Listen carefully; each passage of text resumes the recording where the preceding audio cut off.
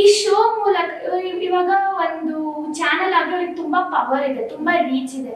ಈ ಶೋ ಮೂಲಕ ಹಳ್ಳಿಯಲ್ಲೂ ನಾವು ವಾಸವಾಗಿರ್ಬೋದು ಅಂತ ತೋರಿಸಿದ್ರೆ ಇನ್ನೂ ಚೆನ್ನಾಗಿರುತ್ತೆ ಅಂತ ನಾನು. ಜನಗಳನ್ನ ಸಿಟಿಯಿಂದ ಹಳ್ಳಿ ಒಳಗೆ ಸೆಳೆಯುವಂತಹ ಶಕ್ತಿ ಇದೆ. ಎಕ್ಸಾಕ್ಟ್ಲಿ. ಬಟ್ ಇದನ್ನ ಇವರು ಮಿಸ್ಯೂಸ್ ಮಾಡಿದ್ದಾರೆ. ಮಿಸ್ಯೂಸ್ ಗಿಂತ ಇನ್ನೂ ಕರೆಕ್ಟ್ ಆಗಿ ಯೂಸ್ ಮಾಡ್ಕೊಂಡಿಲ್ಲ. ಇವಾಗ ಈ ಶೋ ನೋಡಿದ್ರೆ ಓ ಇಷ್ಟು ಕಷ್ಟನಾ ಹಳ್ಳಿ, ಓ ಸಗಣಿ ಹಾಕ್ತಾರ, ಓ ಹಿಂಗಿರುತ್ತೆ ಕತೆ.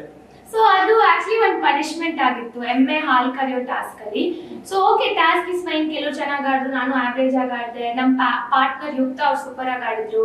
ಬಟ್ ಕೊನೆಯದಾಗಿ ಒಂದು ಹೇಳ್ತಾರೆ, ಇವಾಗ ಯಾರ್ಯಾರಿಗೆ ಚೂರು ಹಾಲ್ ಕರ್ದಿಲ್ಲ ಅವ್ರಿಗೊಂದು ಪನಿಷ್ಮೆಂಟ್ ಇದೆ ಅಂತ.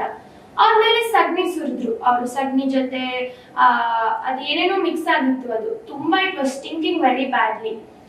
ಸೊ ಪನಿಷ್ಮೆಂಟ್ ಇರುತ್ತೆ ಅಂತ ಗೊತ್ತಿತ್ತು, ಈ ಮಟ್ಟಿಗೆ ಇರುತ್ತೆ ಅಂತ ನಾನು ನಾನು ನೋಡ್ಲೇ ಇಲ್ಲ. ನಾನು ಕಣ್ಣು ಮುಚ್ಕೊಂಡು ಹಿಂದೆ ತಿಳ್ಕೊಂಡ್ಬಿಟ್ಟೆ.